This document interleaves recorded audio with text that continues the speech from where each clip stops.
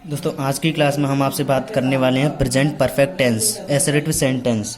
तो यहाँ पर आता है फर्स्ट दिया हुआ है एक्टिव वॉइस यानी कि सब्जेक्ट हैव हैज़ और वर्ब की third form plus object. Present perfect में तो आप जानते ही हैं कि वर्ब की थर्ड फॉर्म ही यूज़ करते हैं। तो दोस्तों ये थी हमारी प्रेजेंट परफेक्ट की एक्टिव की वॉइस यानी एक्टिव वॉइस की बात चल रही थी। अब इसे एक्टिव वॉइस से पैसिव वॉइस में कैसे बदलते हैं, वो कौन सा फार्मूला क्या लगता है, तो चलिए बात कर लेते हैं यहाँ पर। तो ये दिया हुआ है कि पैसिव वॉइस में बदलेंगे तो ऑब्जेक्ट आएगा हैव आएगा, इसमें से कोई एक चूज़ कर सकते हैं। उसके बाद में बीन आएगा और उसके बाद में वर्ब की third form plus by plus subject. तो दोस्तों हमारा एग्जाम्पल फर्स्ट दिया हुआ है कि I have written a letter, I have written a letter. तो हम सबसे पहले ऑब्जेक्ट लेकर आएंगे उठा करके ए लेटर, फिर आएगा हैज़ बीन, यहाँ से हमने ये लिया है और ये लिया है, हैज़ बीन आ गया। उसके बाद में वर्ब की थर्ड फॉर्म आएगी, वर्ब की थर्ड फॉर्म क्या है, लिखना।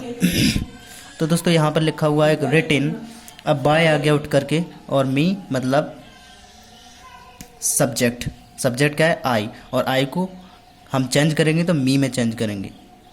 तो यहाँ पर लिखा हुआ है कि I have written a letter, तो I have written a letter, इसको एक्टिव, ये तो एक्टिव था दोस्तों। उसके बाद में अगर इसे पैसिव में बदलेंगे पीबी में, तो यहाँ पर दिया हुआ है कि ए लेटर ऑब्जेक्ट आ गया, हैज़ बीन क्रिया आ गई हमारी सहायक क्रिया, उसके बाद में रिटन वर्ब की थर्ड फॉर्म बाय आ गया और मी आ गया, आई को मी में, मी को आई में। दोस्तों आपकी समझ में आ गया होगा। नेक्स्ट अब आता है नेगेटिव सेंटेंसेस। नेगेटिव सेंटेंसेस कैसे बदलेंगे, तो ये दोस्तों एक्टिव वॉइस है, सॉरी हमने लिखा है पैसिव, यहाँ गलती से लिख गया।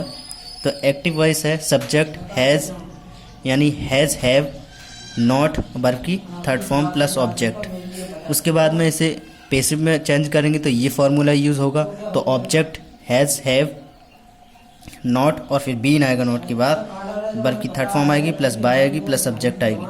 तो यहाँ पर दिया first example, I have not invite me, I have not invite me. तो यहाँ पर आई यानी कि मी को बदल दिया, ऑब्जेक्ट आया, फिर डायरेक्ट हैव ये आया, उसके बाद में नॉट आ गया क्योंकि नेगेटिव हमारा इसलिए, और बीन भी आ गया उठ करके, और इनवाइटेड मतलब वर्ब की थर्ड फॉर्म। इनवाइटेड क्या होता है, मतलब निमंत्रण, और बाय यू मतलब इसे चेंज किया तो यहाँ पर यू आ गया क्योंकि तुम्हें निमंत्रण दिया जा रहा है।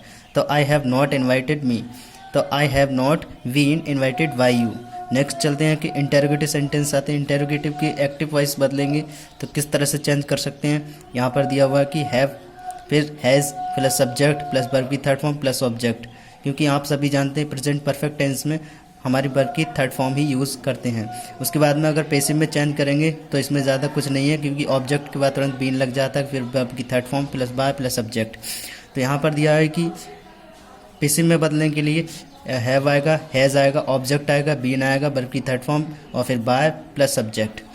तो इतनी बात आपकी क्लियर होगी। चलिए इसका एक एग्जाम्पल देख लेते हैं। एग्जाम्पल दिया हुआ है कि have the children bought the toys in here. दोस्तों यहाँ पर हैव क्यों आया, क्योंकि हैव का मतलब होता है क्या, यहाँ पर क्या होगा अगर हिंदी में चले तो। यहाँ पर चिल्ड्रन मतलब बच्चे, बॉट मानी खरीदते हैं, द टॉयज मानी खिलौने, और इन हेयर। फिर आता है हम इसको पैसिव में बदलेंगे, तो पैसिव में बदलने के लिए क्या करें कि सबसे पहले हैव आएगा क्योंकि हमारा पहले से ही दिया हुआ है, यहाँ पर भी दिया हुआ है। इंटेरोगेटिव सेंटेंस का मतलब यही होता है कि प्रश्नवाचक वाक्य। तो यहाँ पर दिया हुआ कि हैव, फिर आएगा द टॉयज यानी कि डायरेक्ट ऑब्जेक्ट उठ करके आएगा, ऑब्जेक्ट क्या है द टॉयज, फिर आएगा बीन हमारा आ गया, फिर वॉट यानी कि वर्ब की थर्ड फॉर्म आ गई, और फिर आएगा बाय, फॉर्मूला के हिसाब से ही चलेंगे, बाय आ गया, द चिल्ड्रन मतलब डायरेक्ट ऑब्जेक्ट में बदला, ऑब्जेक्ट को सब्जेक्ट में, सब्जेक्ट को ऑब्जेक्ट में, तो यहाँ पर द चिल्ड्रन आ गया, इन हेयर मतलब हेयर की। फिर उसके बाद में नेक्स्ट देख लेते हैं एग्जाम्पल। अगर क्वेश्चन में या आ जाता है कि क्या क्यों कैसे, अगर ये बीच में आ जाते हैं तो उसके लिए दूसरा एग्जाम्पल तैयार है हमारा। लिखा हुआ है कि why has she not seen the Red Fort. मतलब क्या है, वाई मानी क्यों, हैज़ मानी चुका था या चुका है, सी मतलब लड़की के लिए बोला जा रहा है, और नॉट मतलब नहीं, सीन मानी देखना होता है, द रेड फोर्ट मतलब लाल किला। तो यहाँ पर दिया हुआ है कि बाय सबसे पहले आगे उठ करके, उसके बाद में हैज़ यानी हमारे फॉर्मूले के हिसाब से आया है। हैज़ क्यों आया? क्योंकि लड़की की एक की बात चल रही है इसलिए हैज़ आया। अगर लड़का 2-4 की बात होती हैव आ जाता। द रेड फोर्ट मतलब लाल किला, और यहाँ पर नॉट आया, नॉट भी आ गया हमारा, और फिर बीन आया नॉट के बाद तुरंत, और उसके बाद में सीन, सीन क्यों आया? क्योंकि वर्ब की थर्ड फॉर्म है इसलिए सीन आ गया। सीन मानी होता है देखना, और बाय, बाय भी आ गया उठकर, और हर मतलब लड़की के लिए बात चल रही थी इसलिए हर लगाएंगे। अगर यहीं पर सी की जगह ही होता तो यहाँ पर हिज का प्रयोग करते। तो दोस्तों आपको दूसरा एग्जाम्पल भी समझ में आ गया होगा। तो ये लिखा हुआ है कि why has she not seen the Red Fort, मतलब why has the Red Fort not been seen by her. Next, तो दोस्तों आप देख रहे हैं पीवी, मतलब ये है हु के लिए। हु के लिए कैसे चेंज करेंगे वो हम आपको बता देते हैं। अगर हु का सेंटेंस आ जाता है तो किस प्रकार से आप बना सकते हैं उसके लिए, तो यहाँ पर हमने लिख रखा है कि ये क्या है, एक्टिव, जो हमने पी बना रखा है। पीवी का मतलब होता है पैसिव वॉइस, तो यहाँ पर होगा एक्टिव वॉइस। धोखे से बन गया था, लेकिन यहाँ पर हु, फिर आता है हैज़, फिर आता है वर्ब की थर्ड फॉर्म प्लस ऑब्जेक्ट। अगर इसी का सेंटेंस आ जाए तो आप लोग बहुत ही अच्छी तरह से पहचान सकते हैं, और पहचान करके आप जो फॉर्मूला लगाएंगे वो ये वाला लगाएंगे। क्योंकि अगर एक्टिव होगा तो आप इसको बनाएंगे, और पैसिव होगा तो इसको बनाएंगे। तो दोस्तों यहाँ पर दिखा हुआ है कि यहाँ पर हमारा जो वाक्य दिया हुआ है ये हमें साफ दिख रहा है कि who has seen the point, मतलब ये एक्टिव है, इसे पैसिव में बदलना है। तो पैसिव में बदलने के लिए आपको फॉर्मूले इस वाले का यूज़ करना पड़ेगा। तो दिया by whom plus has, have plus object plus been plus verb की थर्ड फॉर्म। तो यहाँ पर दिया है बाय होम आ गया हमारा, फिर हैज़, हैज़ भी आ गया उठ करके। हैज़ क्यों आया है? क्योंकि यहाँ पर किसी बाइंड मानी होता है बताएंगे। Has the bind been seen, मतलब क्या हुआ कि बीन, बीन आया है यहाँ पे फॉर्मूले के हिसाब से। और दोस्तों सीन मतलब देखना, तो who has seen the bind. तो हु मानी कौन, हैज़ मानी चुका था, सीन मानी देख, द बाइंड मतलब हवाना, बाइंड का मतलब होता है हफाना। तो by whom has the bind been scene.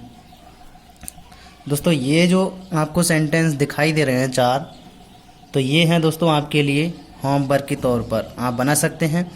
तो यहाँ पर दिया है first, you have not given me rupees, मतलब नॉट आया तो इसका मतलब नेगेटिव का लिया गया है। नेगेटिव का हमने आपको करवा दिया है, आप चाहो एक बार वीडियो देखने के बाद दोबारा से इसको बना सकते हैं उसी के हिसाब से, और फॉर्मूले के खास तौर से ध्यान रखें।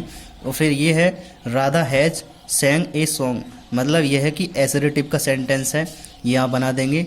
और उसके बाद में आता है क्यों कब कैसे, ये उसका एग्जाम्पल है। तो why have you stolen my watch, और ये है हु के लिए जो आपने अभी देखा था।